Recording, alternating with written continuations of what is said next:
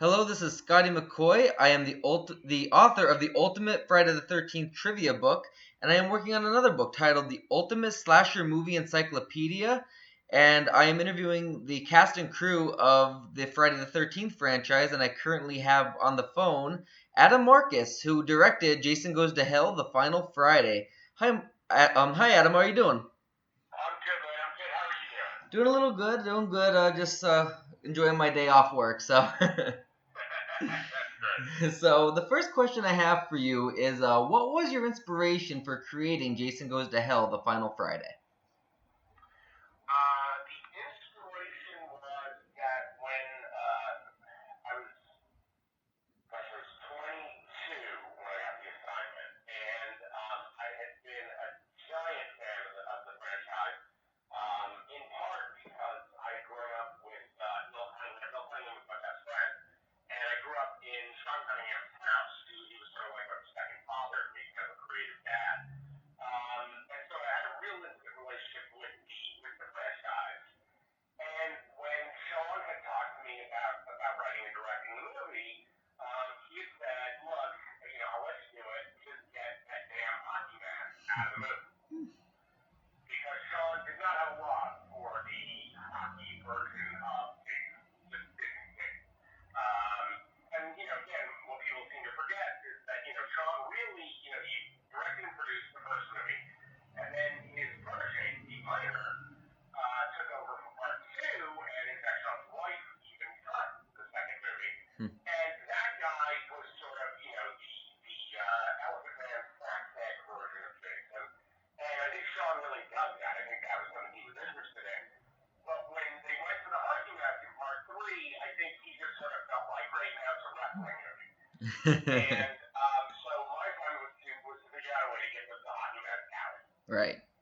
And so for me, as a fan of the franchise, my biggest problem with the franchise, one, was that it started to feel like they kept repeating the same movie over and over and over again. Right. And again, I'm a huge fan of, 2 and 4 particularly, but 6 is probably my favorite of all the movies. I just think it's a phenomenal film. I think it's beautifully directed. I think the writing is great. I think the fact that the acting is a little over the top and campy is terrific. I just think it's a cool movie. And so the problem, though, is that now you have zombie Jason. He's not human anymore. He's some other thing. Right. And quite frankly, then it was, Jason versus Carrie in part 7. and then Jason takes a boat ride in part 8. And when we got to mine, which was part 9, even though the number's not on the film, I was like, what am I going to do?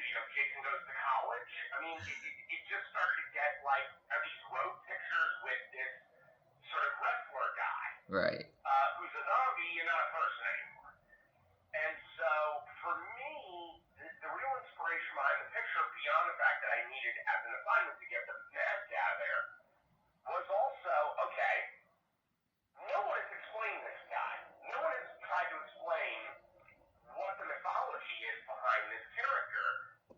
You've got this great thing in part 1, which he certainly isn't even a character, where you've got a mother who can't get past her grief for her dead son, so she's murdering camp counselors.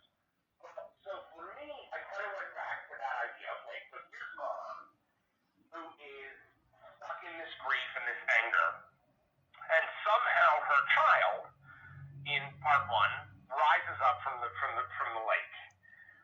And of course, a lot of people, when the movie first came out, everybody thought maybe that's a dream sequence, maybe that's just, like the end of Carrie, where Carrie White comes out from her grave to grab Sue. And so when part 2 happened, and suddenly you've got this adult version of Jason, it's like, wait a minute, these movies only take place a couple months apart. So, okay, how did that little boy from the lake suddenly become this giant Neanderthal character with a sack over his head? So my sense was, okay, if we start thinking about who Pamela Voorhees was and what she would be willing to do to bring back her Jason, I thought, wouldn't it be great if Mom made a deal with the devil? And now you've got this creature, which is basically Hell's assassin. And, it's funny, like, everybody always thinks, film was one of the first movies to really put in pop culture references to other horror films really early on. People just didn't do it.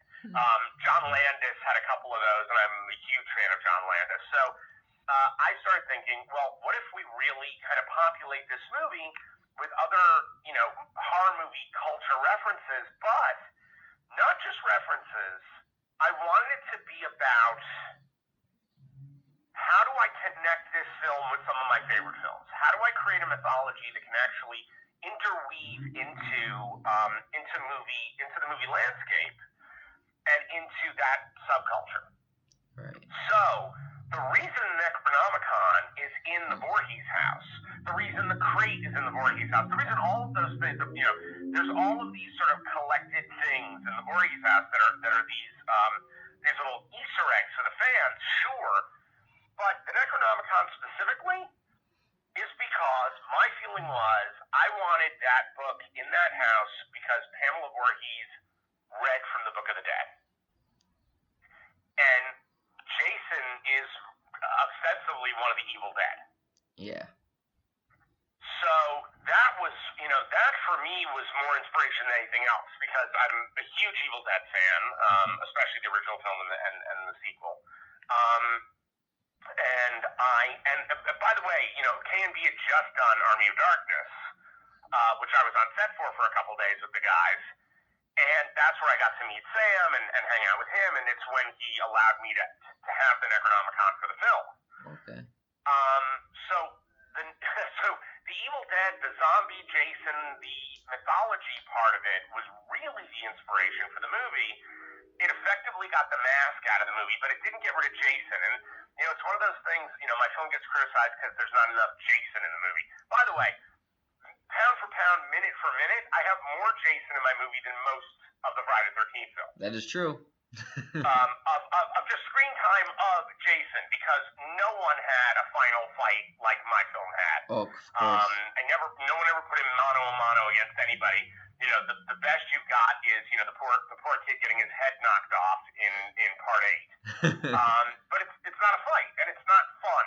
Right. For me, it's like that's a joke. And I wanted to see Jason, a debilitated Jason, a newly reborn Jason, have to have a fist fight with somebody, have to go mano a mano. Right. And again, especially against this guy who is, in his own way, sort of, the Steven character is really supposed to be representative of the fan base. Right.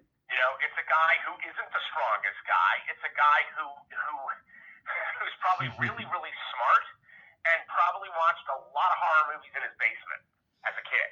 And so Steven was supposed to represent all of us. He represented me. He represented my friends.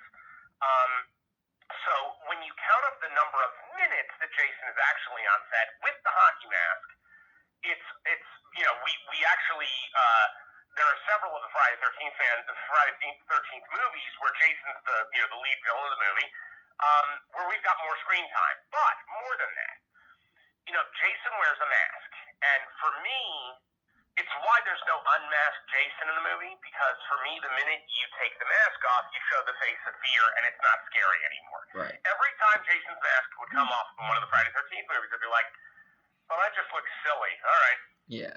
And if you notice, they're all a different look as well. Well, here's the thing. I didn't want suddenly, I always felt when Jason's mask came off that it was, the character in the Goonies. Yeah. That actually makes perfectly good sense because, it wasn't as scary. I think it was more scary with the mask. Absolutely. So for me, that's why when he started body hopping, when we did the whole body hopping thing, which, by the way, at that point, I honestly, I can't even remember whether I'd seen The Hidden before I did this movie or after I did this movie. I probably saw it before, and perhaps it was in the back of my mind in the zeitgeist and all of that. But I'm telling you, there was no I know what we'll do. We'll do The Hidden. It just wasn't. It wasn't the case. Right. The fact that they're similar, the fact that they're pulled from New Line had no influence on that. That wasn't anything. But they loved the body hopping idea. Yeah. So did Sean. Cunningham. He loved the body hopping. And he talks about it now because Sean's very good at kind of dealing with the fans. And no, I don't. The body hopping. Sean was the producer of the movie. Nothing happened on that movie without Sean's okay. And the thing is, the body hopping for me was like, great, he's just wearing a different mask. It's just a flesh version of the hockey mask. Right. And I will tell you, the only thing I would change about my movie, if I were to remake that film shot for shot, the change that I would make is that I would have people's faces slowly become hard and start having the holes of a hockey mask. That'd actually be pretty cool. See the hockey mask start to emerge. That'd actually be really cool. Yeah, so that would be the change I would make. But again, look, the movie, I wanted to make something that was unlike the other 8 films that you had seen already. Right. I felt like if I do another version of the wrestler running through the woods, I'm sorry, how is that interesting? I don't understand. I mean, look, I get Jason X. We'll put Jason in space, but let's be honest. Everybody always makes fun of when these characters go to space because they literally run out of ideas. Where the fuck do we put Jason next? Mm-hmm. And so for me, I just got, and Jason X gets more hate than my movie gets. I know, and the reason, and I read about that, the reason why Jason X, why they even thought of doing that movie mainly was because of running out of ideas, is because of your movie. It's because your movie had Freddy Krueger's glove, and they were trying to get Freddy versus Jason, and they didn't want people to forget about Jason, so they had to basically have a filler so they can get the rights so they can have Freddy versus Jason. Yep. So, about going back to the hockey mask, did you personally like the hockey mask yourself? Oh, sure. Yeah, I totally did. Look, here's the thing. I love those movies. I just did. For me, however, I will tell you, part 8 is where I kind of checked out. Where I kind of went, oh, man.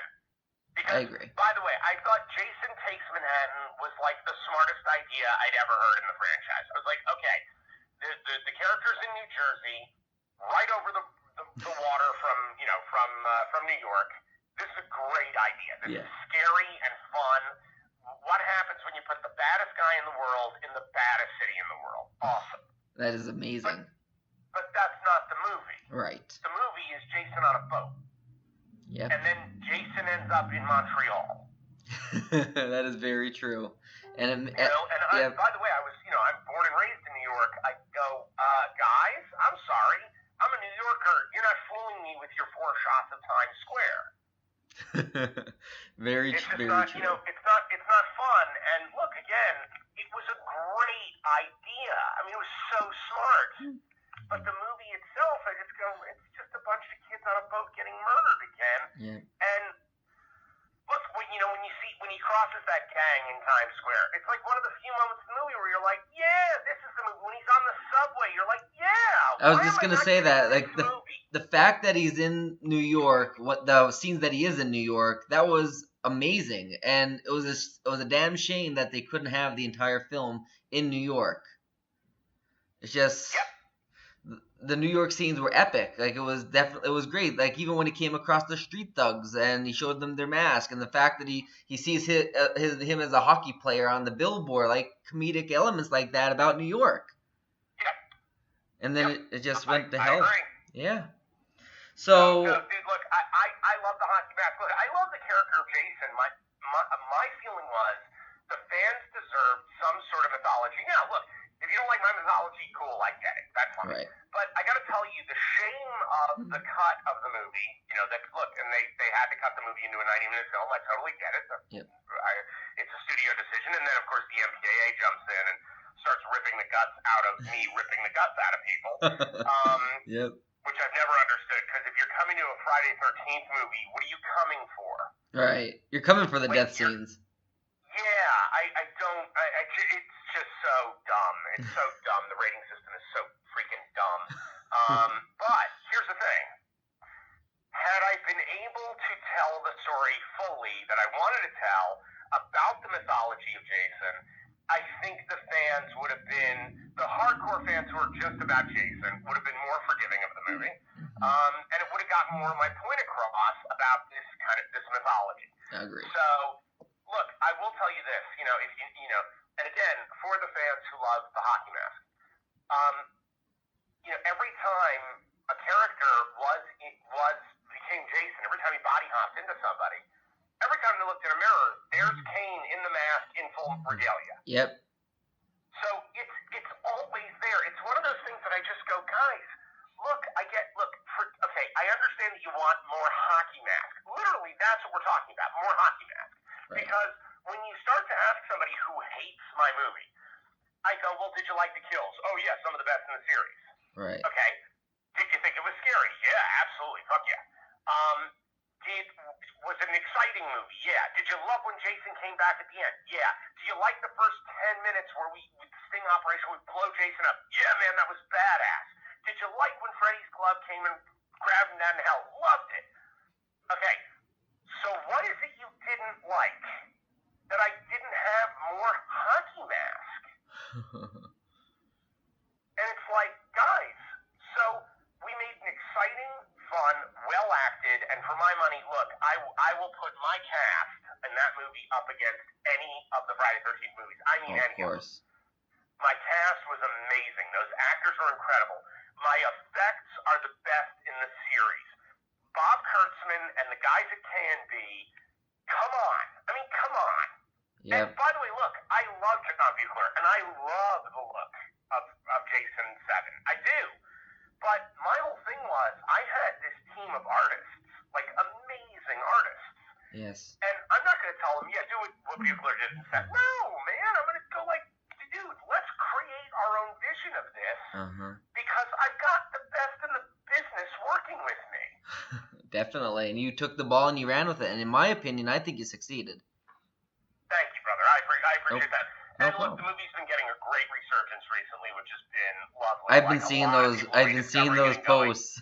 I've been seeing those posts, and some of the posts are pretty positive, and I'm glad to see that people are starting to change their tune on the film, because I thought it was a phenomenal film. I love the hockey mask too, but I believe the body hopping was genius, because it is basically hockey mask going into hockey mask going into hockey mask. Yeah. It's phenomenal. Yeah, that's the idea. Exactly. That's the idea. So, you kind of answered this in a way. I personally love the film, and I believe it's one of the best in the franchise. But the film does receive a lot of backlash because of the way Jason is utilized. Obviously, we discussed that. But what do you have to say to those quote-unquote haters about why this film is one of the best in the franchise? Look, here's the thing. I think everybody has a right to their opinion. And look, I will engage anybody, and I'm sure you've seen it on Facebook. Yep. I will engage people who don't like the film, and I'm not going to call them an idiot. And I'm not going to, that's ridiculous. Right. It's a stretch to call these movies art, but for the sake of this, let's do so. Art, you're going to have a different opinion on. There are people who are going to look at, at a Lichtenstein and go, that looks like a comic book. What am I looking at? Why is that important? There are people who are going to recognize, someone like Robert Williams or Banksy and go like, that's genius. Where you're going to have people who are purists and go, well, no, that's not Dali, that's not Picasso, that's not Renoir. This is nonsense. This is garbage. For me, look, everybody is allowed their opinion, and God bless, man. I think that's awesome, and I think that's what makes movies interesting. The people who have hardcore hatred about the film for the simple reason that there's not enough Jason in it, they're wrong. I agree. They're actually technically wrong. There's a ton of Jason in my movie. There's more Jason in my movie than in any of the other films. That's just the truth. There's more screen time, whether it be just Jason in his hockey mask or the other versions of Jason. Right. For me, I have to tell you, again, going on with the acting side of it, the cast, every person who became Jason Voorhees in the movie, right, they spent so much time with Kane, learning the way he moves, getting all of that stuff right with Kane. Yeah.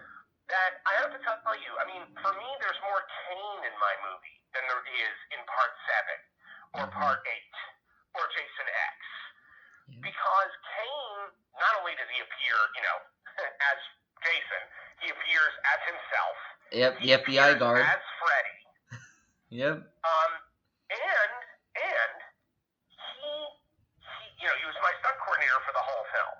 He worked with every single actor every day, getting them to learn the encyclopedia of movement that Kane created for that character. Right. So for me, people who love Kane and love the Kane movies, and Kane's the best Jason, well, there's no better example of that than Jason Goes to Hell, because his hand was in everything.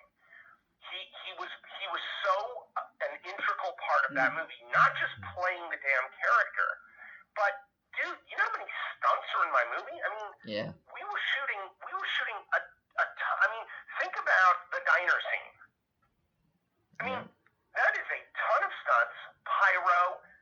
No Friday 13th movie has as many guns in it and blowing people up and shooting shit.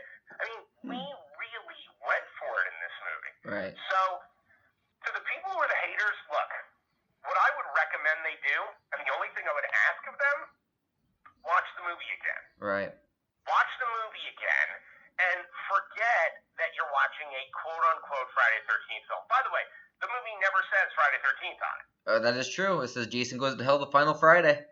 That's right. Yep. So watch the film again as its own cultural piece of this jigsaw puzzle. Right. And if you hate the acting, if you hate the direction, if you hate the action, if you hate all that, great. I totally get it. That's your opinion. I got it.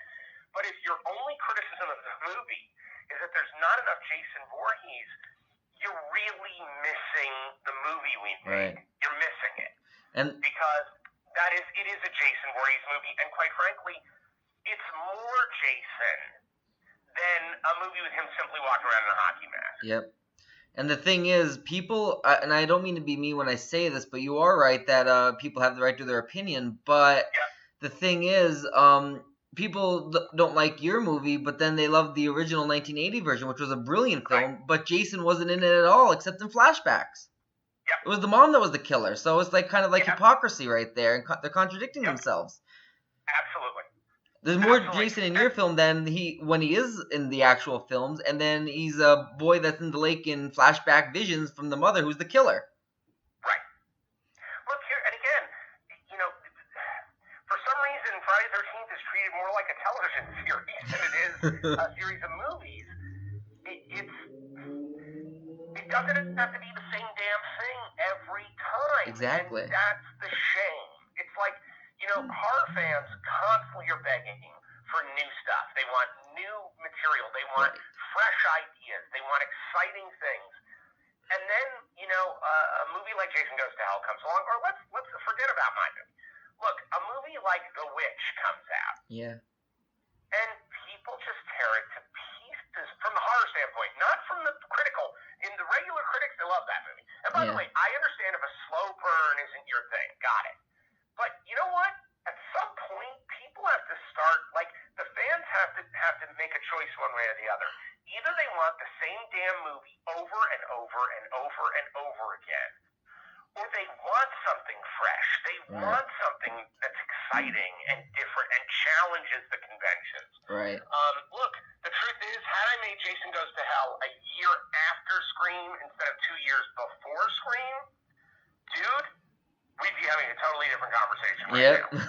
I agree. Because the fact that the whole audience had suddenly bought into the idea of a meta thing, I mean, look, again, what's been nice about a lot of the critical press that's happened about Jason Goes to Hell in the last few years is that people are starting to recognize, wait a second, this guy was doing Scream 2 years before Scream.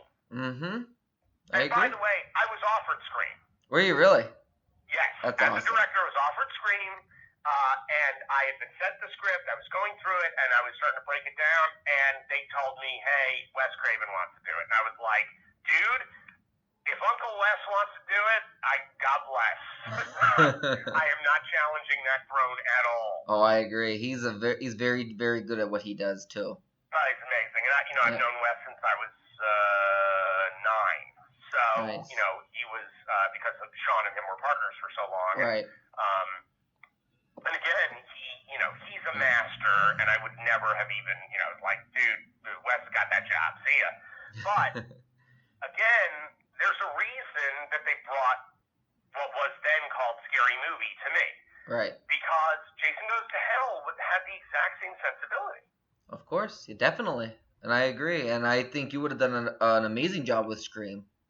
Thanks, man. No problem. I appreciate it. No problem. So, everybody knows that like Jason gets killed at the very beginning of the film before, of course, Yeah. resurrecting and body hopping and all that. So what was the reasoning behind killing Jason off in the very beginning? The reasoning behind it, well, it was doublefold. Because we had this body hopping moving happening, the body hopping idea happening, I had to somehow get Jason out of his body. Right. So that was the first idea. But for me, what I wanted to do with the opening of the film, the first 10 minutes of that movie is all about, okay, I want to play against every single expectation the audience has ever had about these movies. So we're going to have a girl alone go to a cabin in the woods. Of course, the minute she gets there, the lights go out. She's got to change the light bulb. Where would the light bulb be? Oh, in a shack outside in the creepy area behind the house. I'm going to have her change that out by herself. I'm going to have her then, oh, she's sweaty and gross, go up for a shower. She goes for a shower. She drops her bag off the sink. She leans down. When she pops back up, of course, we're expecting that Jason's going to be behind her in the mirror. Then she takes the shower. Then the lights go out again. It was basically, how can I make my audience relive every moment that they've had to live through in all of these movies in a tiny microcosm? Constantly tipping my hat to all of the other films that preceded this, and then reveal, wait a second, this ain't your daddy's Friday the 13th movie. And the idea for me was like, I wanted to take what had happened previously, right, put it into a 10-minute sequence, and then make you go, oh shit, did they just blow up Jason Voorhees? The thought process behind the sting operation was that the first moment I got to working on the movie, I went back and rewatched every one of the films, and I counted up body count. And at that point, no one had done that.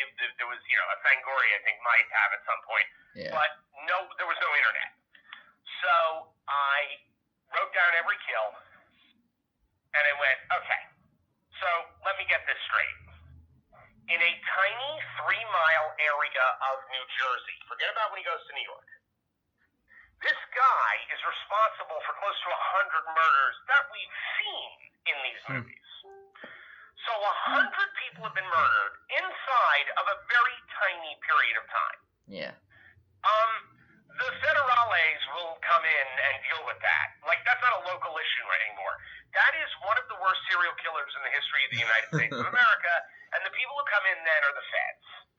So for me, the opening of the film had to be the FBI, because I'm like, okay, can we stop acting like morons, and can we start taking this franchise into the real world? Because, I'm sorry, I don't find these movies scary when they're in Narnia. Yeah. They have to be part of our culture. Well, our culture, if there's a serial killer doing that kind of damage, look, Silence of the Lambs had come out just a couple of years previous to my film. And I worked on Silence of the Lambs when I lived in New York. And that movie is still, look, I always call that movie a horror movie. A lot of people call it a thriller. Yeah. No, Hannibal Lecter is a monster. He's not a human being. No one can do what he does in that birdcage in a cathedral scene. Right. Where he hangs the cop in 3.5 seconds, rips his face off, wears his face. It's all bullshit. Yeah. But here's the thing. It's an incredible piece of art. It's an amazing film. It's a horror movie through and through. Horror movie won the top 5 Academy Awards that year. It's one of the only films to ever do it, and it was a horror movie. But here's the thing. That movie's about the feds. That movie is about when serial killers become serial killers. Right. The feds come in. So my immediate thought was, great, we're going to treat this movie with the same care and respect that someone who makes Silence of the Lambs does. Yeah. So the reason for and by the way, the reason why it was a girl and she was an agent and all of that was totally a tip of the hat to Clarice Starling.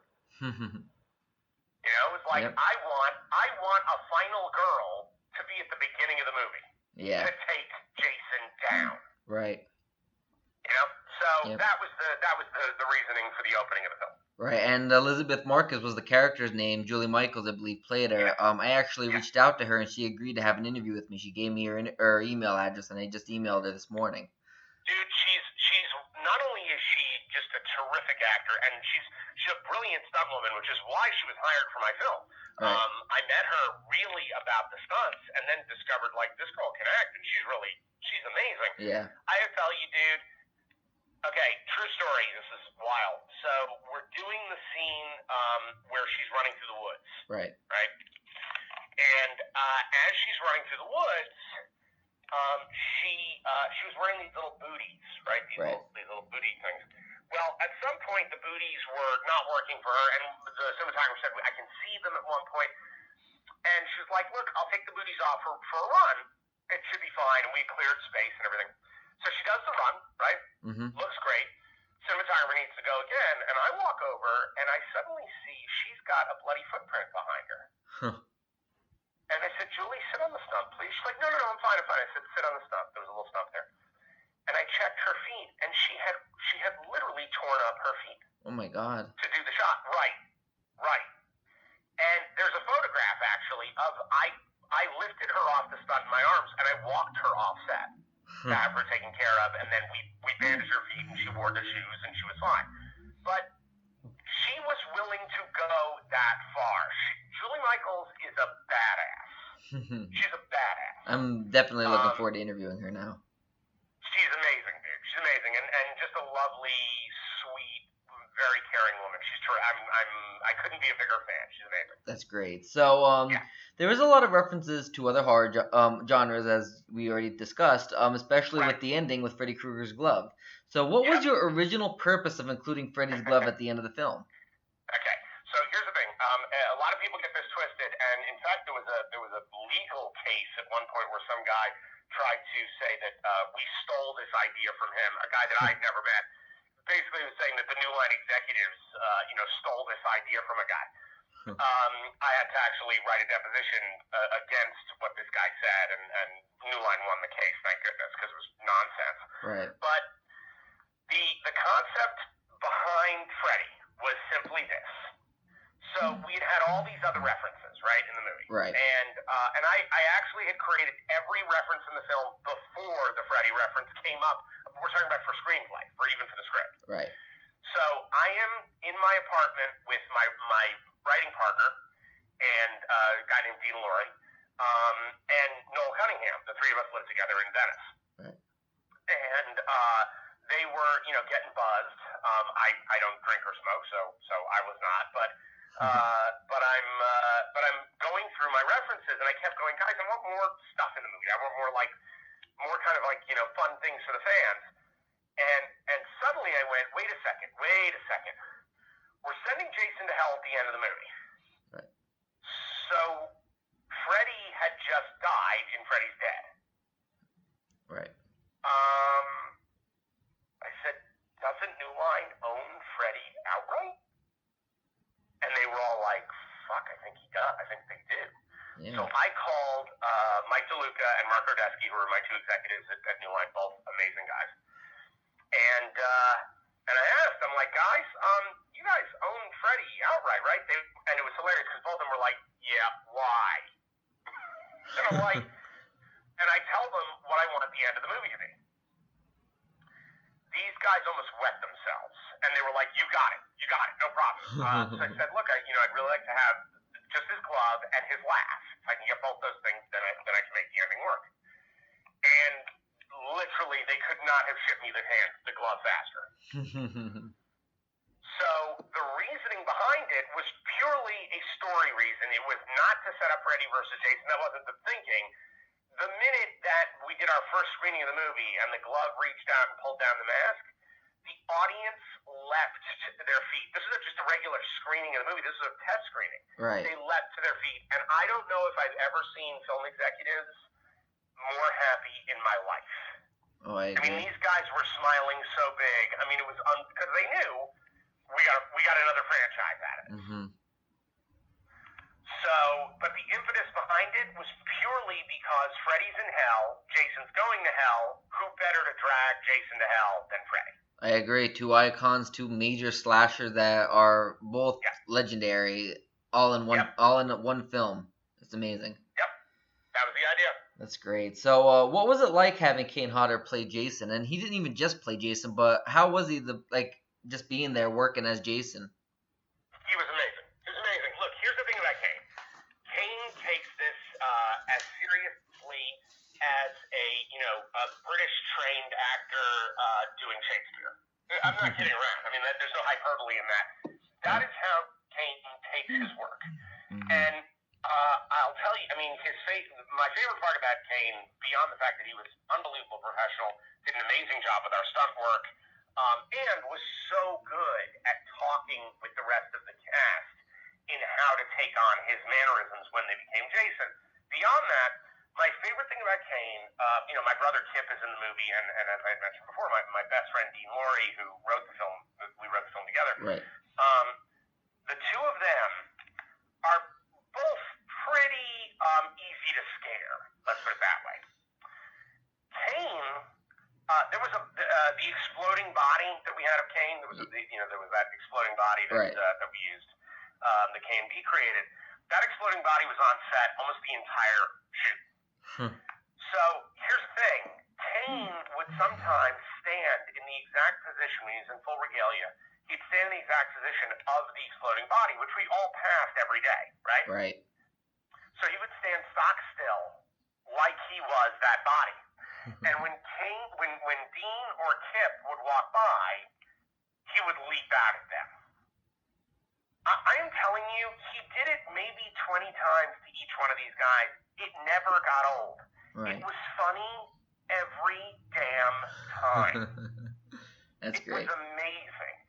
And by the way, the reason, I don't know if you've ever, I'm sure you have, the headshot of mine from the film that New Line ordered, where I'm standing with the Bugs Bunny shirt and Yes. behind me with the machete, that came about because Kane tried to pull the same thing on me, and he lefted me, and I simply just walked past him. And the crew broke up. Like, it was freaking hilarious, because I was like, yeah, I know Kane. All right, good. Oh, you're terrifying. And that's when the set photographer is like, I have a great idea for a photograph of you and Kane. So that's where that shot came from. Nice. Was that he tried desperately to scare me, and it wasn't playing. Right, and the thing about Kane, like, even after all these years of him playing Jason Voorhees, he still does conventions. He still goes in costume. He cuts the anniversary cake with the machete as Jason. Like, I heard, like, some of my friends met him, and they said he's probably one of the nicest people they've ever met. He loves interacting with the fans. He loves putting them in chokeholds while doing a pose. He's great. Dude, you know what? I'll tell you the signature thing about Kane Hodder, and this truly will give you everything you need to know about the man. So, you know that Kane is burned on a tremendous amount of his body. It's like 75-80%. Yes. I mean, it's unbelievable the amount of burns he has. And Kane had gotten this he was doing a TV movie where he had to do a full burn. And what's horrible is that even the guy was in the hospital for the better part of a year because of this. They didn't even use the shot where he went into flames in the movie. Like, they cut the shot. I'm like, that's oh my insane. God. Now, here's the thing. So, my cinematographer, Bill Dill, brilliant guy. Bill had his son, Elliot, on set. Right. Now, Elliot was 3 at the time. Right. But he was really tall. Okay, Bill and his former wife Edna, the two of them are both very tall people. Okay. So Elliot looked like he was 5 or 6, but he was 3. Okay. Right. So we're on the last day of the show, and Kane is in the full makeup, and I'm telling you, Elliot was not afraid. This 3-year-old was not afraid of the actual version of Jason, right? Wow. Kane took his mask off, started taking the body cast off. And, dude, there was Kane's real skin, which is, burned severely. Right. And this kid became terrified. Instantaneously was actually frightened, right? Okay. So Kane walks over, and he says, hey, buddy. He says, it's okay. It's just like yours. It just looks a little different. And he kind of leaned his shoulder down, and Elliot, he said, you can touch it.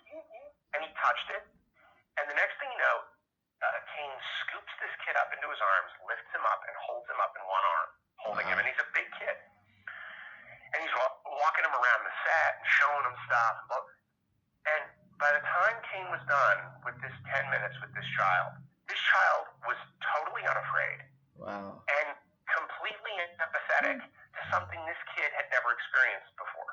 That's awesome. I gotta tell you, it was the last day of shooting, but I remember thinking, like, forget what an incredible performer this guy is. Forget how good he is on set, how great a stunt person he is, how great a stunt coordinator is. Forget all that. Right. The thing about Kane is that Kane is a mensch. Kane is a good man. Right. And I got to tell you, man, that to me is more rare than being professional, all that other stuff. When you come across somebody with a heart of gold, who, at the drop of a dime, can play this monster, for me, it's what puts Kane in a different league, and puts him in a different league as far as the people who played monsters. I put Kane up alongside Boris Karloff. Wow. I put Kane in that echelon. Because Kane is a really good man. Right. Do you still talk to Kane? Oh, yeah. Yeah, we just saw each other at Monsterpalooza about 3 months ago. Nice. I sent him he's maxed out on Facebook, which I find stupid that you have to have, that there's a certain amount of friends you can have on Facebook. But I regress. But I did message him. I don't know if he saw it because I know how busy he is. But if you can ask him if he would be willing to do an interview with me, even if it is me giving you a list of the questions that you hand over to him and he can send it back to me. That would be even if he doesn't have time to do a phone interview or anything. I'll throw him an email. Awesome. And what about Sean Cunningham? Do you still talk to him? I really don't. Okay. I got to tell you, look, and you know, nothing negative about Sean. But and this is kind of off the record, so. Yeah, I won't publish this or anything. Yeah. The what? I won't put this on the book or anything. No. Okay, thank you. I appreciate it. No problem. Sean is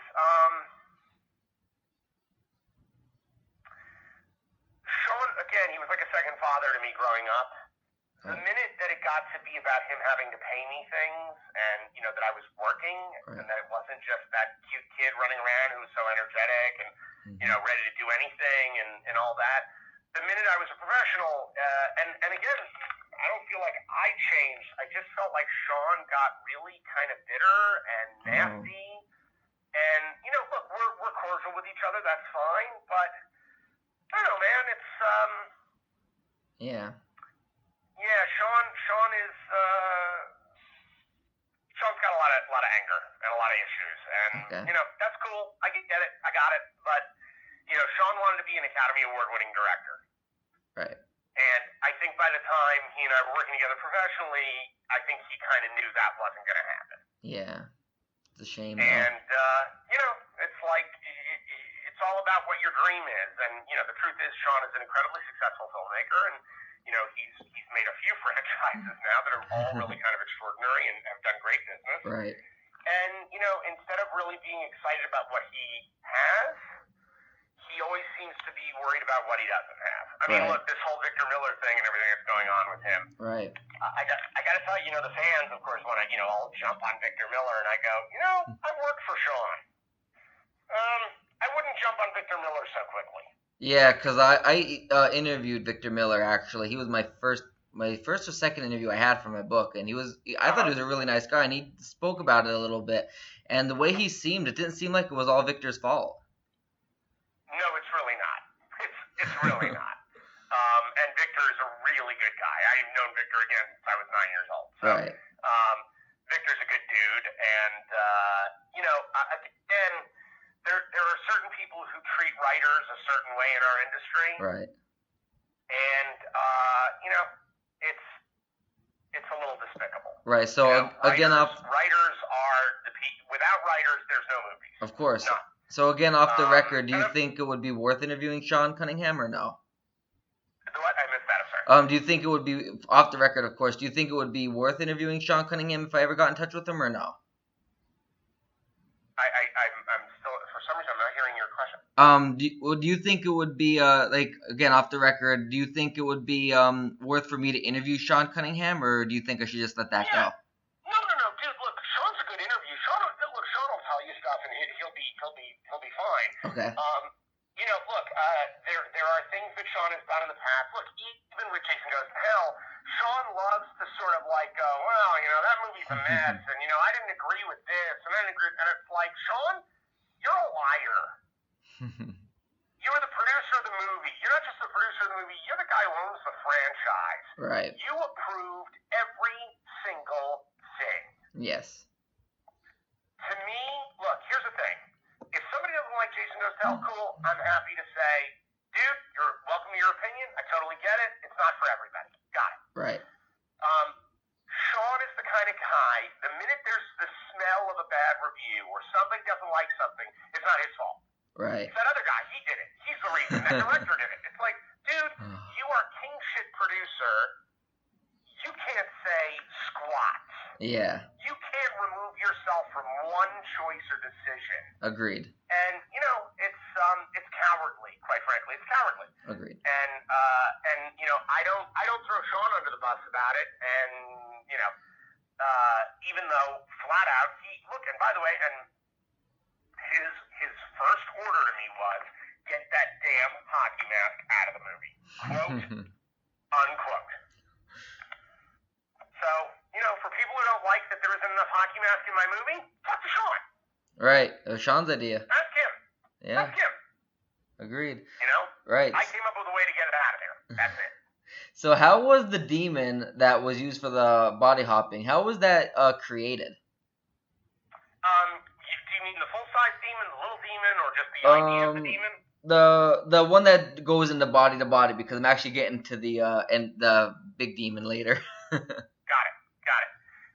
Okay, so the first idea was I wanted to look. The thing about the Friday the 13th movies, again, there was this sort of like, there's suspense and scare when Jason appears and then kills somebody. Okay. Right. So my feeling this time was Jason has more of a need than just chopping people up. Right. Jason is trying to get to one of his family members to be reborn. Right. So for my money, I'm like, okay, if that's the moment that has to happen, then Jason's gonna have to go from body to body. Right. Now, originally, in the original version of this story, it was far darker. Really. And far more violent, and it really went there. There was, let's put it this way, the demon didn't have to just be transferred orally. Oh. Yes. So originally, there was a whole other set of circumstances that happened in this movie, and it was, I'm telling you, dude, dark like you can't imagine how dark this was. So what I settled for was, I was like, look, I want to freak the audience out. I don't want it just to be that when you hear the music and the guy's in the woods, you're going to be scared. Right. So here's the deal. Part of my mission with the movie was I felt like the films had been all female nudity, no male nudity, and I felt bad for the girls that were going to the movie, which, by the way, made up more of our audience at that time. Right. Teenage girls were our biggest audience for these movies. Mm-hmm. So I'm like, okay, why don't we have a couple good-looking guys get naked? So I had Michael Silver and I had Jonathan Penner in there. And then I was like, why don't we really freak people out? And the next thing you know, I got Andy Block, who was in his 40s, strapped to a table with his legs up in stirrups, naked, getting the shave down from Richard Gant. Yep. And then, the kiss of life. So that's the first one. The second one is then Andy Block to Stephen Culp. Right. And again, the concept was, okay, I want something that feels kind of weirdly homoerotic. Yeah. Because remember, at the time, again, we're talking, this is 1993, dude. Yep. I mean, that wasn't in movies. Right. Homosexuality wasn't especially even... not in horror movies. Right, and even homosexuality wasn't even widely accepted at the time. Exactly. And look, again, I'm born and raised in New York. I had a ton of friends in the city when I was in college in the late 80s where, a lot of my friends died of AIDS. Right. I saw a lot of their pain and their struggle, and I kind of went, you know what? I'm going to put this in people's faces. Like, I'm going to make them go, yeah, this exists. Yeah, get into this. Get used to this. This is happening, guys. Right. And so for me, it was a way to take what is primarily a straight audience love these movies and make them go, oh, geez. Yeah. And throw them a little bit. So that was part of the impetus behind The Kiss and the demon going from person to person. What I loved and what, look, Bob Kurtzman, who is still a partner of mine, who is still a guy, he does all of my movies. Right. We just did a film together, literally just finished a film together. Nice. Bob, he and I came up with the whole bladder idea of the throat bulging so that you saw something really huge passing between the two heads. Right. I didn't want to see the thing between their mouths yet. I just wanted it to be more about what happens, in the throat. Right. When the demon came about, the first images of the demon were done by a guy named Jason Bacutis. Jason was, hang on one second. Okay. Hang on one second. No problem. Just got to deal with something. Thank you, man.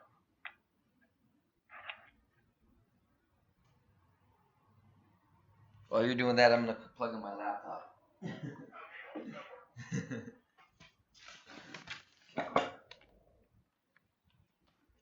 There we go. So, Jason Bacutis did some initial drawings. This is even before K&B got involved, just for me. Right. And then John Bisson, I believe, is the one who did the final renderings for the creature over at K&B Studios. And then Bob Kurtzman and his team, all that. Howard Berger did a ton of the sculpting for us on that. Ron Pipes, amazing group of guys. Right. Brian Ray actually was very instrumental as well, as was Bill Hunt. That was like my big team. Great. And these guys, they killed it on the sculpting and creating this creature. But the other thing was, for the big demon, we actually hired a performer who was an amputee. Nice. He did not have his legs. Wow. And I gotta tell you, man, that's probably one of the scariest things I've ever seen happen on a set of mine, because they didn't let me see the guy until he was in full costume. Right. They just had the demon come running at me on the floor, come skittering at me. I was like, oh shit. It was like, the thing was so insanely impressive in person. Right. And again, it's a shame, the fans never really got to see it. They got to see photographs of it, but they never saw the footage of it, which is a shame. Yeah. It was cool. It was badass. Right. So, and the reason it got cut, was because Sean Cunningham, demanded that we do a shot where the little demon went literally inside Diana's body. Yes. I remember her talking about that, saying that she wasn't even approached about that scene being inserted. No, because it wasn't in there. It was not in the script. It was not in anything. It wasn't a scene. It didn't exist. Right. That happened after we had shot the whole movie. We were doing reshoots, and Sean was like, I don't think the audience is going to get what happens downstairs with the big demon and the body. Right. And I was like, but it's been happening the whole movie, Sean. The big demon is just, it's no different than what Richard Gant was, what Andy Block was, what Stephen Culp was. Right. And he didn't get it. And he was like, I think the audience is going to be lost. And cut to, that's the head of our costume department is the one inside Diana's costume for that shot. Right. So, no, Aaron did not know about it. But by the way, again, it wasn't in my script. It wasn't part of the movie. Right. It just was inserted during reshoots, last minute decision. Yep.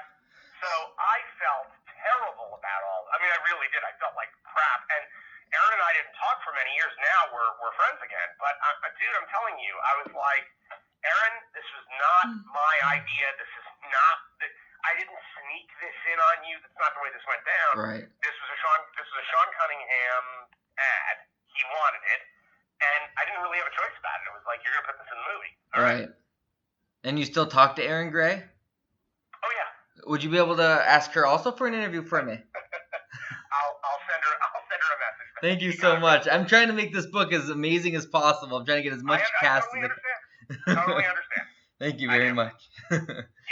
So, how did when the coroner when he was eating the possessed heart, what was the heart actually made of? Because I heard stories, but I want to hear from the director how this heart was actually created. Okay, here's exactly what it was made of. The heart was made of gelatin. Okay, it was a harder than Jello, but a gelatin mass that was edible. Okay. Inside the heart was fruit cocktail and Caro syrup blood that had been tinted black. Wow, that's pretty wild. That's pretty cool. It was amazing, and I will say, I mean, Richard Gant, God bless that guy. I mean, he ate that heart like nobody's business, and it was disgusting. I mean, it was like a big lump of sweet, sugary. Oh, it was freaking disgusting. I mean, we all tasted like what was happening with it because I was like, I want to know what this guy's got to do, and I was like, oh my God, I think I would just throw up. Right, he did amazing because it came off well in the film too. Thank you. No problem. Thanks, man. Yeah, no, Richard did an amazing job, and it's a great. I love that moment. I love that moment. Right. Is that the point that I'm very good at watching blood and guts and that in horror films, but that scene I have to turn my head every time because it looks so real, so legitimate. Dude, in the first screening, in the very first test screening, guy threw up in the third row. Wow. Threw up right then. Just lost his cookies. And again, I don't know if I've ever been so proud. I agree. I mean, I was like, boom. That's what I want to see happen. That's exactly. Awesome. It just shows that you did what had to be done, and you did your job, and you did it correctly.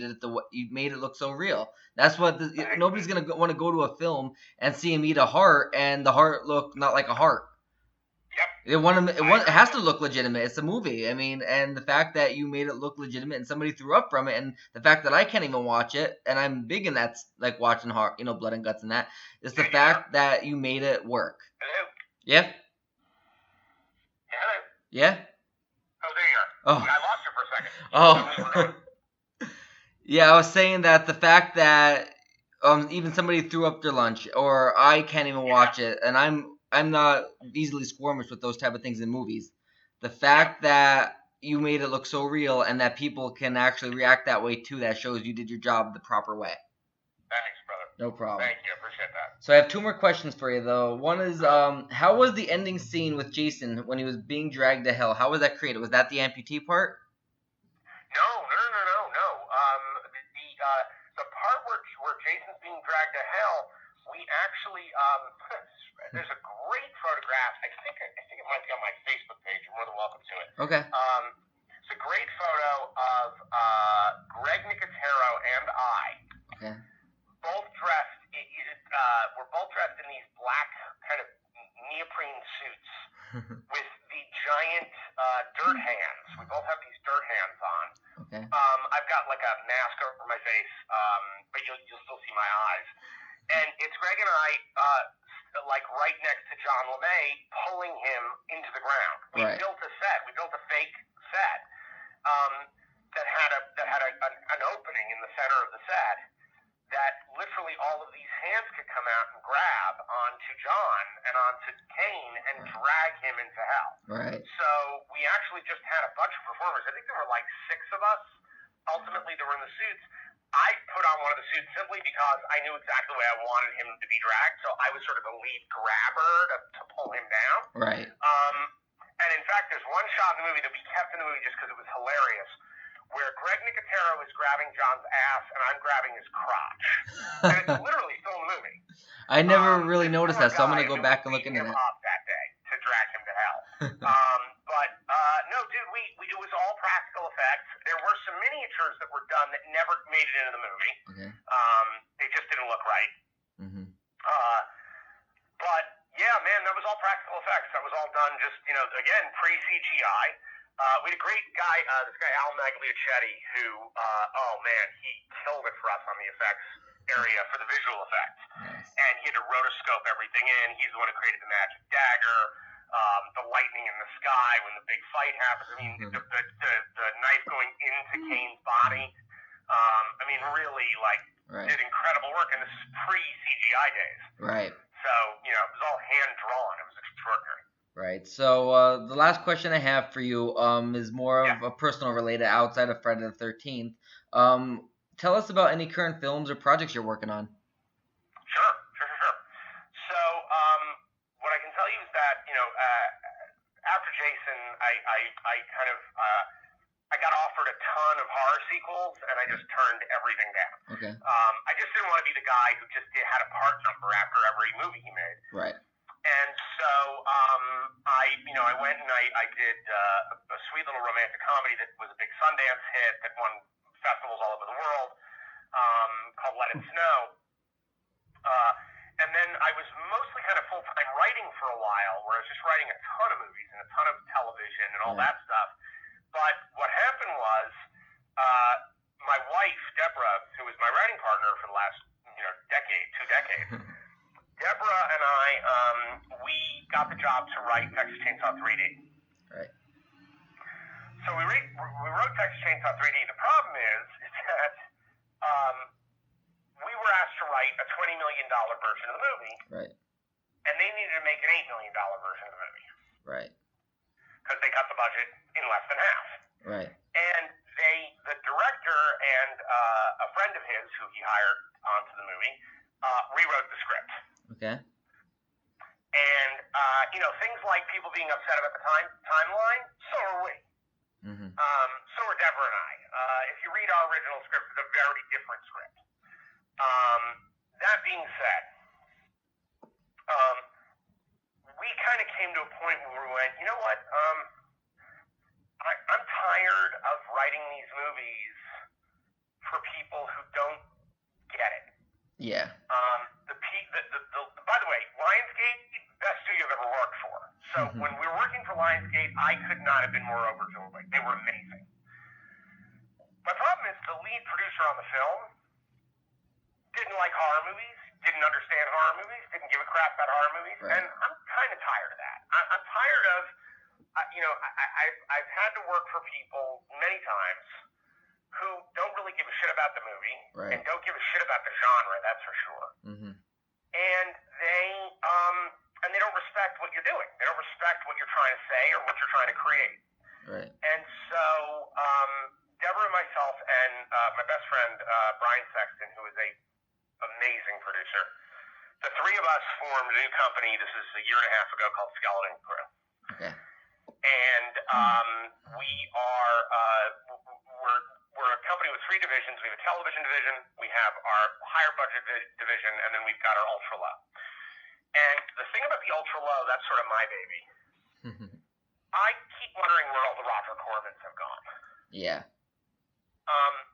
There's just nobody who's being an impresario to find new talent, to find new voices, and to find writers and directors that have something really cool to say, and giving them the opportunity to say it with, very low budget, but saying, no, but I want you to tell your story. I want you to tell the thing that's in your head.